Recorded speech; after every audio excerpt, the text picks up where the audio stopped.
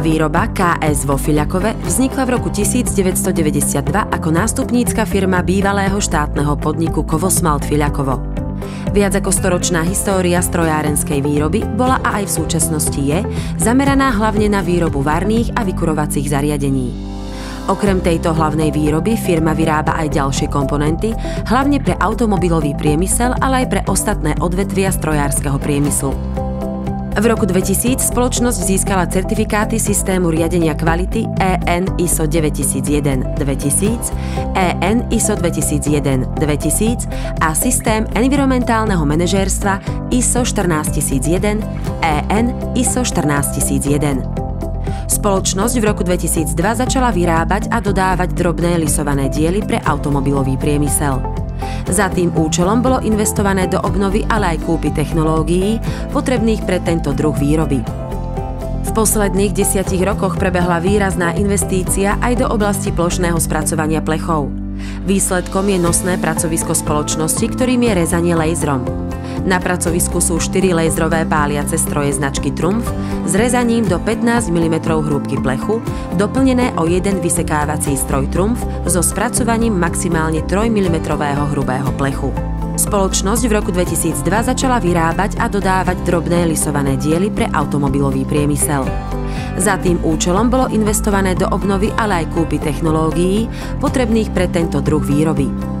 Koncom roku 2012 za účelom udržania si konkurencieschopnosti bol zakúpený nový CNC riadený 315-tonový kľukový lis, čím sa výrazne zefektívnila práca, ale hlavne kvalita týchto výliskov.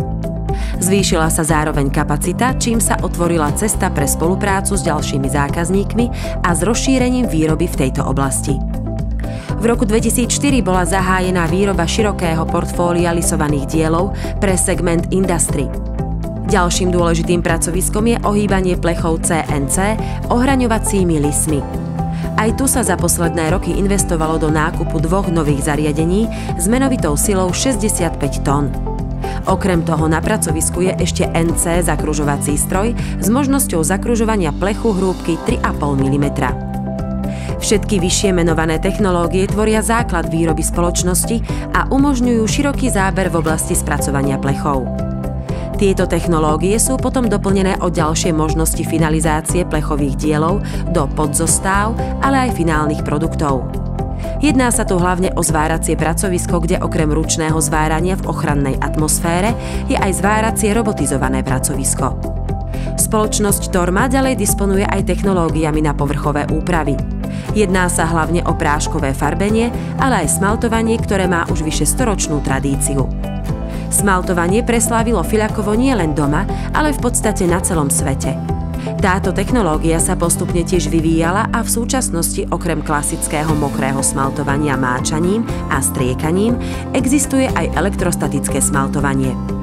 Kontrola a sledovanie kvality v spoločnosti je samozrejmosťou, ktorá je podporovaná aj kontrolným a merovým strediskom, ktoré je vybavené okrem klasických meracích pomôcok a prístrojov aj 3D a 2D meracím prístrojom. Výrobu a údržbu lisovacích nástrojov, ale aj rôznych prípravkov potrebných v procese výroby zabezpečuje nástrojáreň. Tu sa vyrábajú hlavne menšie nástroje, prípravky a šablóny a robí sa údržba aj väčších nástrojov. Výroba nových, zložitejších nástrojov, ako aj zložitejšie opravy, sa vykonávajú externe s renomovanými nástrojárňami, či už na Slovensku alebo v Čechách.